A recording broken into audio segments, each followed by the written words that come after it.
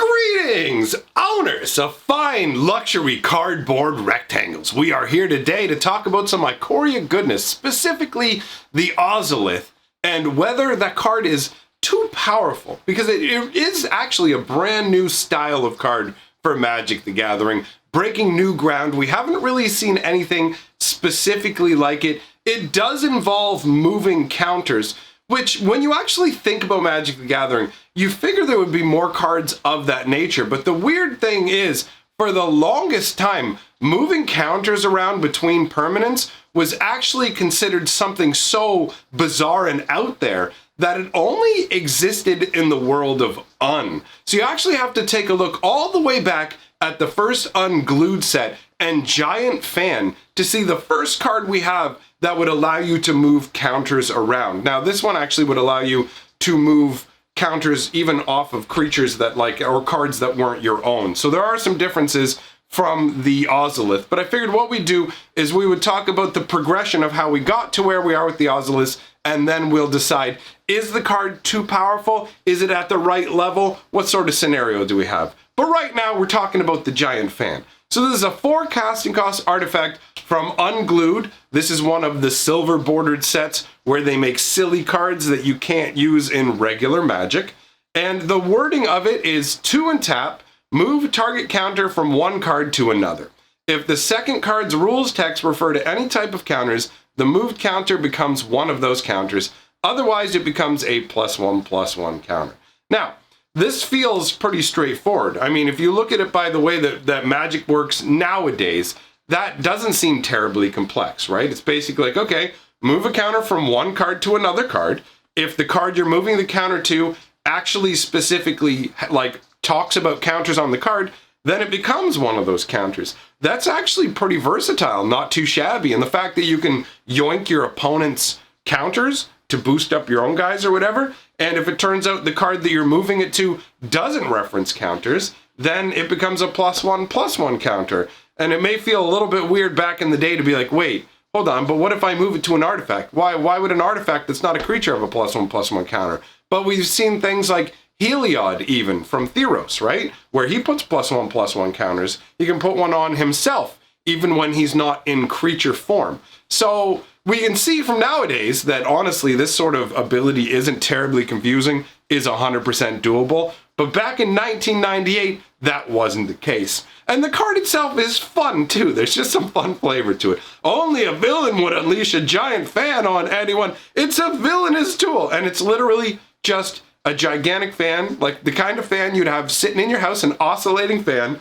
And the fun part is that you can see the creatures that would be on the card normally. They're all being blown away. Like, that is, if you want a concept of how giant the fan is, look down in front of the fan. That is actually a landscape dotted with all kinds of tiny trees. And you can see these people being flung up. Like, honestly, this is villainous because nobody who's flying through the air here is going to survive. It literally is a super weapon if you take a look at it. The more you look at it, the more you realize, oh, this is awful. This is actually some super villain level nonsense. So that was the first time we got a counter moving card.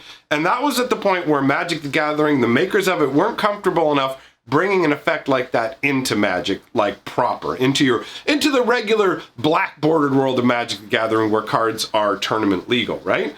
So, as is the case with a bunch of weird stuff they try in Unstable and on other unsets, I always go to Unstable when I start talking about unsets. It used to be Unhinged. Whatever it is, whatever the newest unset is, that's what my brain tends to go to first when talking about this stuff. But either way, let's talk about when this ability finally actually entered Magic the Gathering. Because you have to understand, there are very few cards that deal in moving counters around like this. So Giant Fan was reimagined as a power conduit, all right? So power conduit came out in Mirrodin, so this is 5 years later than the Giant Fan.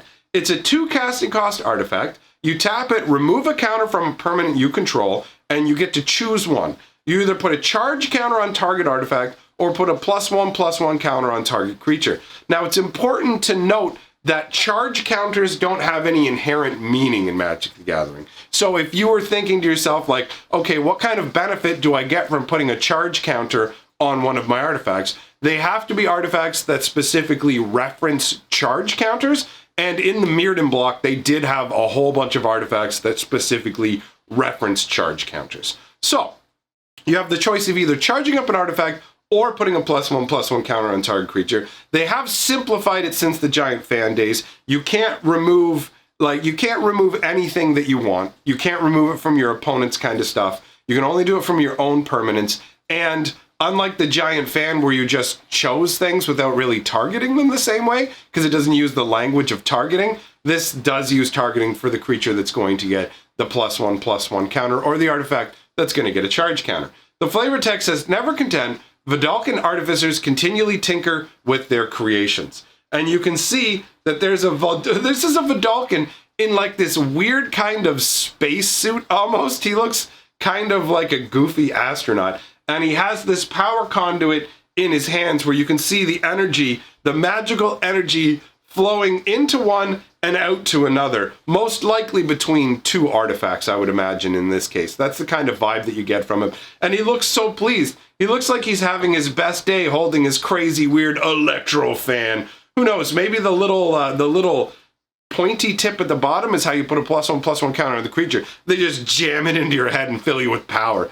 But either way, this is the first time that Magic, in a regular sense, allowed you to have the ability to move counters from one creature to another. Now, they didn't retain their functionality, right? And in some ways that's good, because if you're dealing with -1/-1 counters, you could convert those into +1/+1 counters or charge counters. So there is that advantage, but it also doesn't have the same level of utility as Giant Fan because it does diminish and change what some of the counters are. So from here we move into the Ozolith, because literally this is it, guys. This is the progression of counter manipulation, essentially, in Magic the Gathering. Sure, there are creatures out there that say, move all counters to me, or move stuff from your guy to me, these kind of stuff. But when it comes to artifacts that allow you to manipulate counters between permanents, these are really the only ones that exist. So the Ozolith is the third in this tradition, and it is wildly divergent from the power conduit. The Ozolith only costs 1 mana. It is a legendary artifact. It actually features in the story. I'm currently reading the Ikoria story. I just got it today, and I have not finished the story clearly. I'm probably about 35-40% of the way through, but the Ozolith actually plays a part in it. We'll talk about that in a moment. Let's just go through with what the card is here. So, whenever a creature you control leaves the battlefield, if it had counters on it, put those counters on the Ozolith. At the beginning of combat on your turn, if the Ozolith has counters on it, you may move all the counters from the Ozolith onto target creature. So this is a pretty crazy counter conservatory, essentially, where it will hang on to any of the counters that were on any creatures that you have and allow you to distribute them outwards onto your other creatures. So, I mean, on the surface, obviously, it seems like this is significantly powerful in terms of, whoa, did my creature just get wiped out? Awesome, all of his +1/+1 counters are sticking around. Or, with the new keyword abilities, there's tons of abilities that are basically represented by these tokens as well. So you'll be able to keep your flying, your first strike, all these kind of tokens on the Ozolith as well. So it's not too shabby from that perspective in terms of like maintaining what you have. Now the flavor text says, as it twists, so does all life around it. Now I'm curious about this flavor text because it's true about it twisting life around it. The beginning of the Ikoria story, and I'm not going to go deep into spoiler territory, I'm going to try and keep it as shallow as possible in that regard. If you've seen the spoiler card of Luca, you will know that the Planeswalker Luca is bonded with a flying cat kind of manticore beast, right? That much is evident from the cards already, we know. So, the story starts out with basically the meeting between Luca and his flying cat. You get to find out about that, and there is something behind that meeting that is specifically keyed by the Ozolith.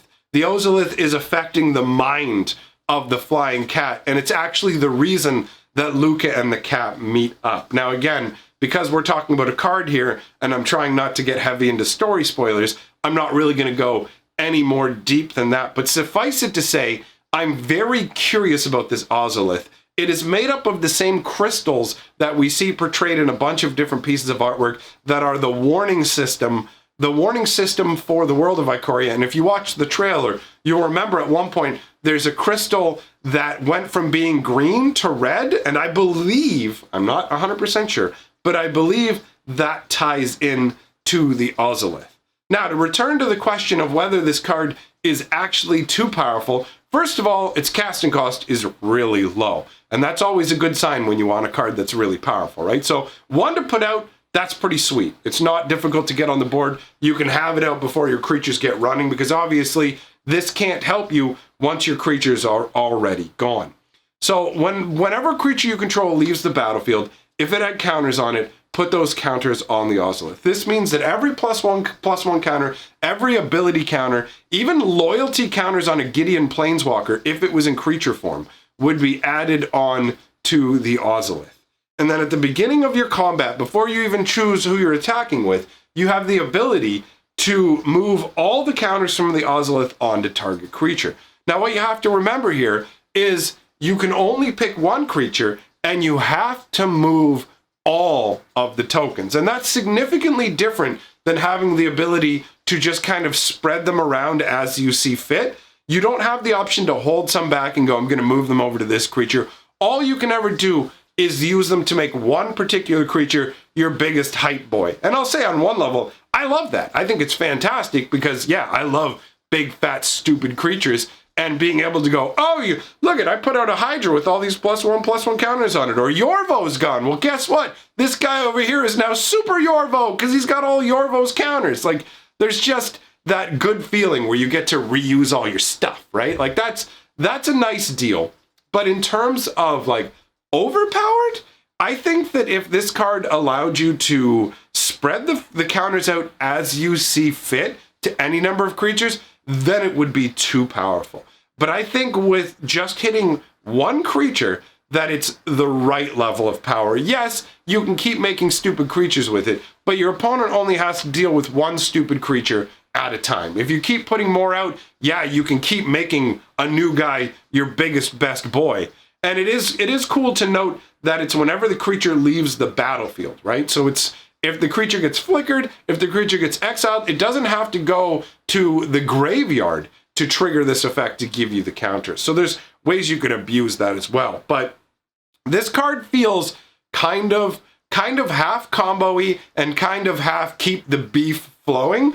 To me, this does not come across as an OP card. It feels like it has the potential to be a strong contender to make a good showing, but I do not believe that this card is going to turn out to be some absolutely busted nonsense. So in my books, it's not overpowered, it's just powered, all right? Let me know your thoughts, because obviously we all think different things when it comes to this. Maybe I haven't seen some of the cards in the new set that you have seen, and you're just like, no, you don't understand, it's going to be insane with this. So if I've missed something, let me know in the comments below. Big shout out to my patrons and channel members. Thank you for supporting what I do here. It does mean a lot. Thanks everybody for coming by, and I will see all of you very soon.